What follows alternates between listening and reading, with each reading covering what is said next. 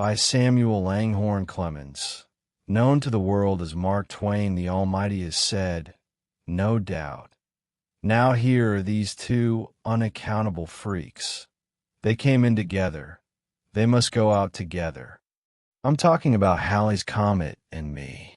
I came in with it in 1835, a scrawny, premature baby in the minuscule village of Florida, Missouri, and I reckon I'll go out with it.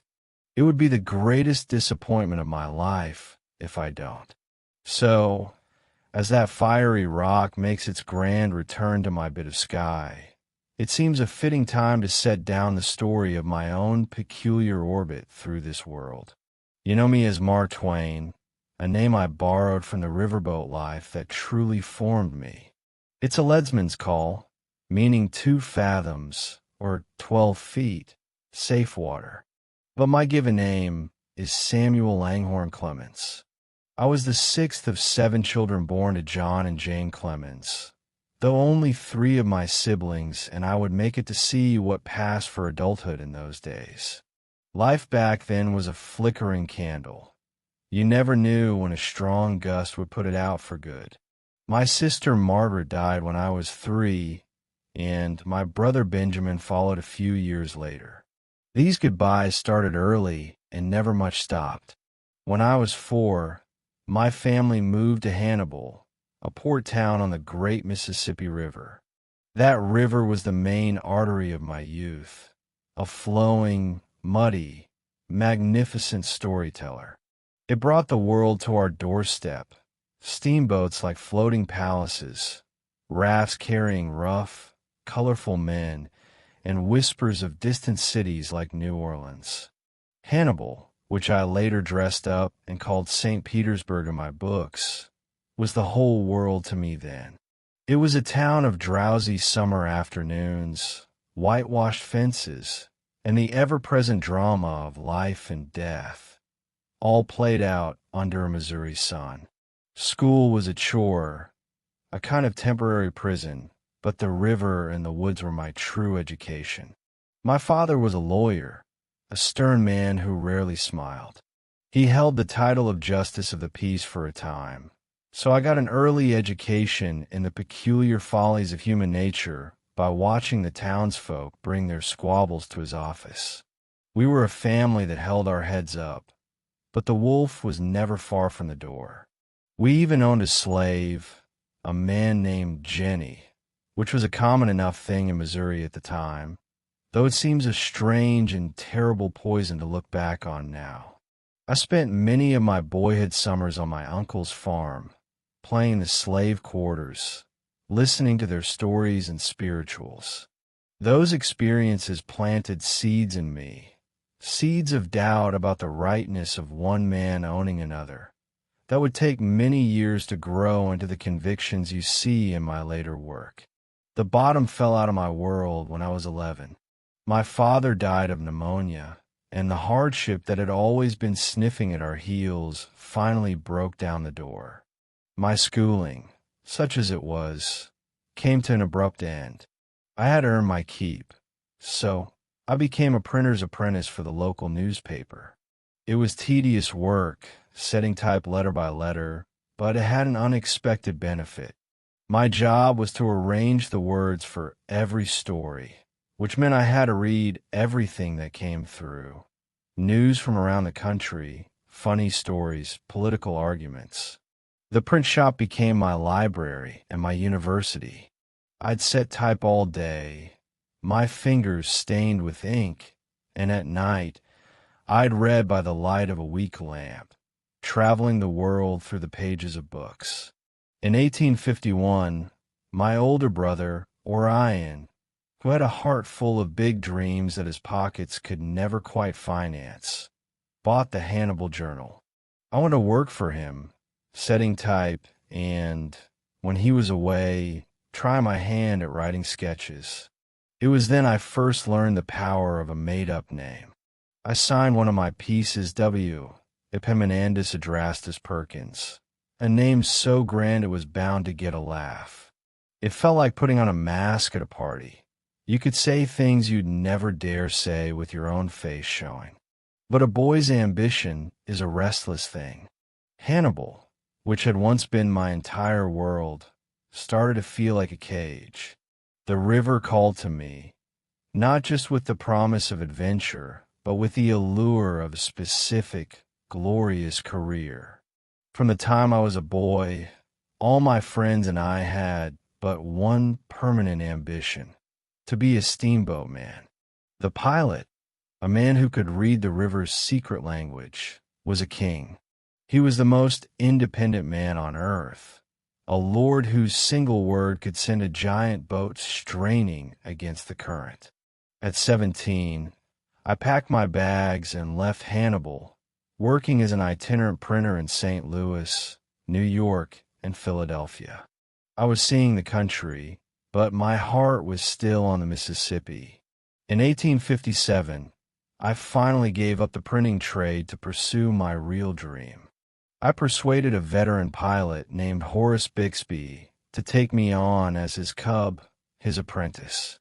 Learning the Mississippi was like trying to memorize a 10,000-page book that someone was rewriting every single day. A pilot couldn't just know the river. He had to know it by heart, in the dark, in fog, when it was rising and when it was falling. Mr. Bixby once told me, "You've got to know the shape of the river perfectly. It is all there is left to steer by on a very dark night." The river was a living thing, with a temper and a memory. A snag that was a hazard one day might be gone the next, and a new sandbar could rise up overnight to rip the belly out of an unsuspecting boat. It was a trade that demanded absolute perfection, and it paid me not just in wages, but in a knowledge of men and the world that I could have gotten nowhere else. Those years on the river were the most satisfying of my life. I was free, respected, and master of my own little kingdom in the pilot house. I even convinced my younger brother, Henry, to join me on the river. That decision would become the source of the deepest regret of my life. In 1858, the steamboat he was on, the Pennsylvania, suffered a boiler explosion. I was on another boat at the time. I had a terrible, vivid dream about his death just a night or two before it happened. When I heard the news, a part of me broke that would never properly mend. I rushed to his bedside in Memphis, where he lay terribly scalded, and watched him die. For the rest of my days, I carried the guilt of his death like a stone in my gut. I had been his mentor on the river, and I felt I had led him to his doom. Despite that tragedy, I earned my pilot's license in 1859 and continued to work the river. But history, like the river, has its own powerful current. In 1861, the Civil War broke out, and the cannons shut down commerce on the Mississippi. My career as a pilot, the best life I had ever known, was over. Like many young men in Missouri, a state torn between North and South, I was confused. I briefly joined a ragtag Confederate militia, the Marion Rangers, but our career in warfare lasted about 2 weeks. We were better at retreating than fighting. It quickly became clear that I was not cut out to be a soldier. War is a serious business, and I have found that I am best at handling matters that have a bit of humor in them. Just as one door closed, another opened. My brother Orion, ever the hopeful one, was appointed secretary to the governor of the Nevada Territory. He invited me to come west with him. The idea was like a bolt of lightning. The West. It was the land of fresh starts, of silver and gold, a place where a man could wash off his past and invent a new future. I jumped at the chance. The journey by stagecoach across the plains was an education in itself. A long, dusty, bone-jarring adventure that I later chronicled in a book I called Roughing It. We saw vast herds of buffalo, met weary pioneers, and had run-ins with all manner of strange characters. Nevada was a raw, chaotic, and exhilarating place. I tried my hand at silver mining, certain that I was just one shovelful away from a fabulous fortune. Mining is a good deal like being a writer. You spend a lot of time digging in the dark for something valuable, and most of the time you just end up with a pile of dirt. I was, to put it mildly, not a successful miner. When my pockets were nearly empty, I stumbled into the profession that would finally stick. I took a job as a reporter for the Virginia City Territorial Enterprise. Virginia City was a bustling, brawling mining town, a perfect laboratory for a student of human absurdity. It was there on February 3rd, 1863, that I first signed an article with the name that would follow me to the grave, Mark Twain. The name was a piece of my old life, a memory of the river, but it gave me a new voice. As Mark Twain, I could be a humorist, a storyteller, a satirist. I could tell the truth by wrapping it in a joke. People will listen to a hard truth if you make them laugh first. My writing started to get noticed. A story I'd heard in a mining camp in California about a frog that was filled with lead shot, soaked it couldn't jump, became the celebrated jumping frog of Calaveras County. It was published in newspapers back east, and, to my astonishment, it made me famous overnight. That little frog hopped all the way across the country and carried me with it. It was like striking silver after all, but with a pen instead of pickaxe. With my newfound fame came new opportunities. I traveled to the Sandwich Islands, what you now call Hawaii, as a correspondent, and then embarked on a grand tour of Europe and the Holy Land aboard the steamship Quaker City.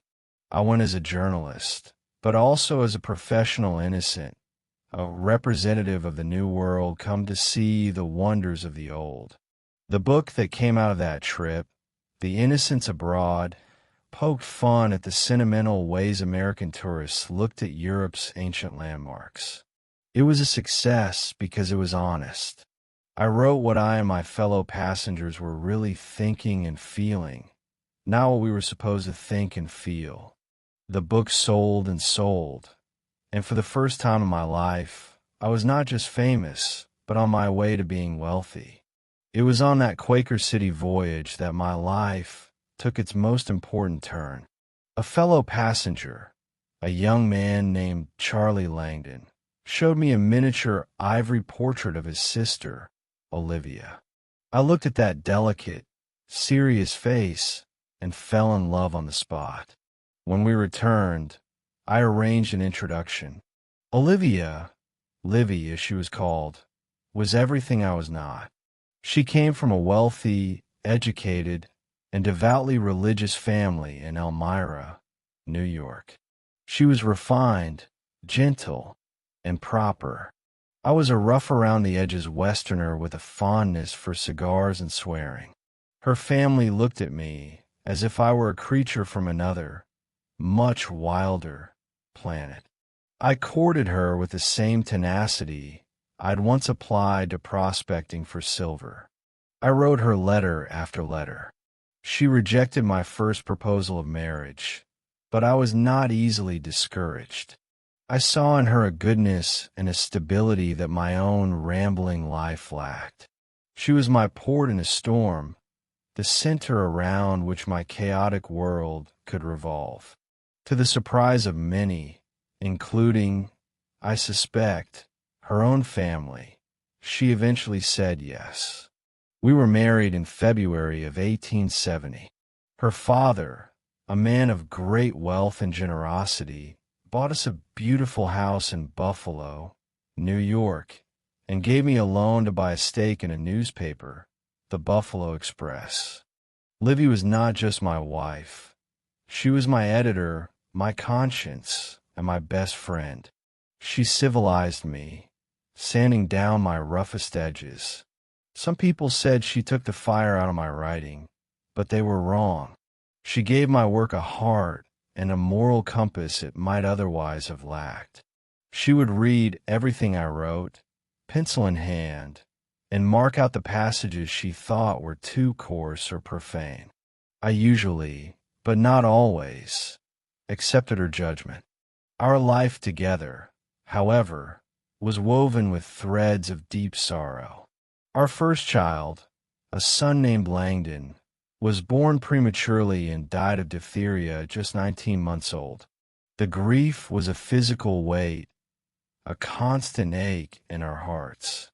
We went on to have 3 daughters, Susie, Clara, and Jean. They were the light of our lives, and our house in Hartford, Connecticut, a magnificent, whimsical place that we built and loved, was filled with their laughter. Those years in Hartford were the most productive of my career.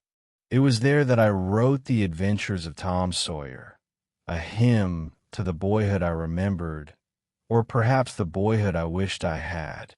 It was a book for boys and girls, but it also held a little something for the adults who have forgotten what it was like to be a boy.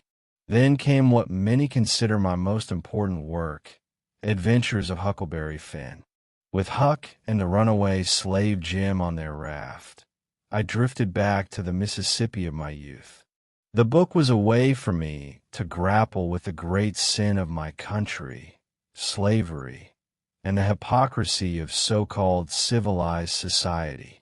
I wrote in the voice of a boy from the lowest levels of white society, a boy whose heart was pure and whose conscience was at war with the cruel laws and prejudices he had been taught. Some people called the book coarse and immoral. I consider that a compliment. I wrote other books, too.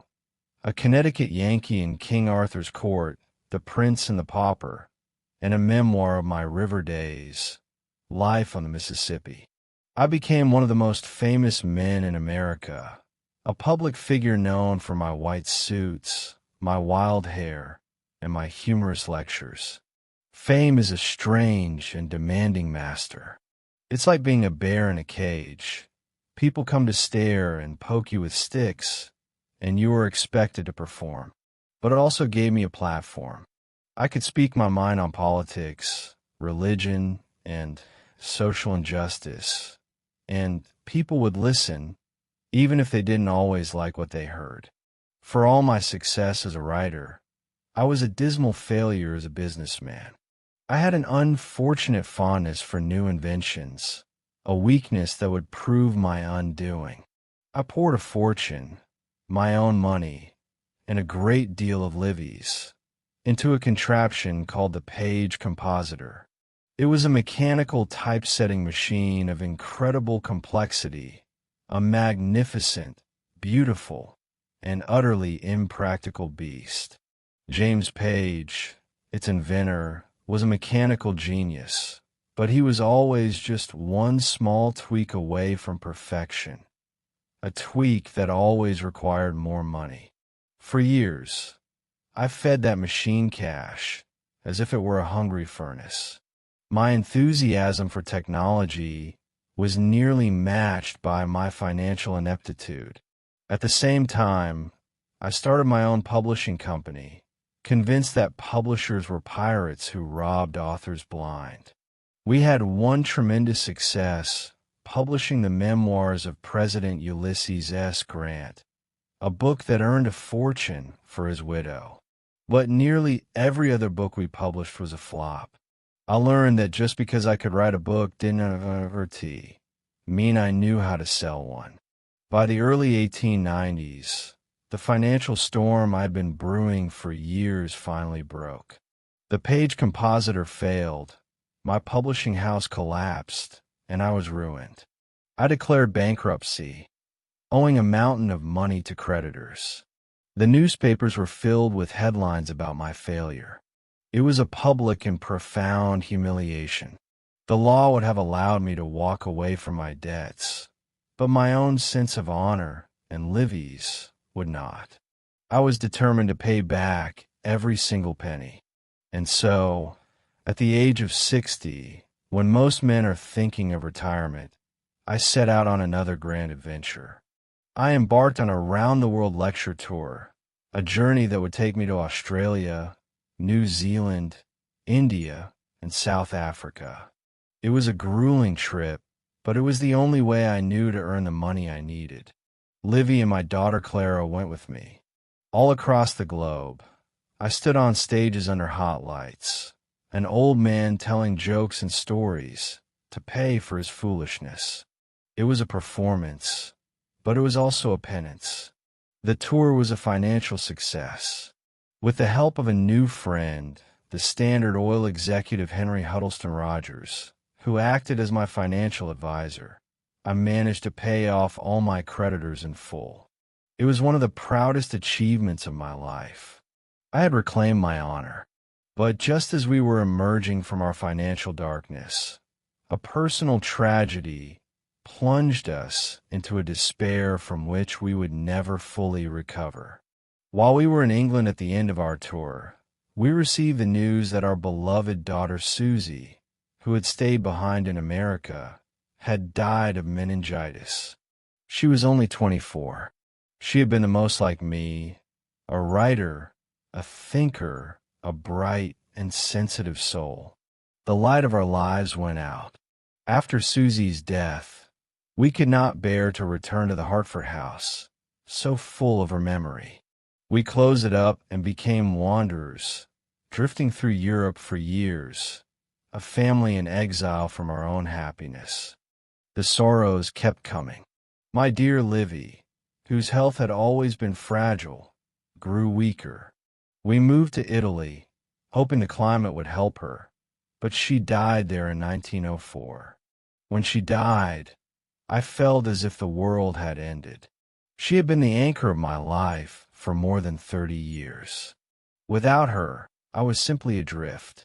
A few years later, just before Christmas in 1909, my youngest daughter, Jean, died from an epileptic seizure at our home in Redding, Connecticut.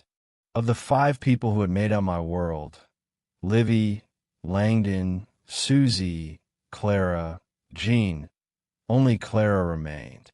My writings in those final years turned darker. I wrote about human cruelty, greed, and the damned human race.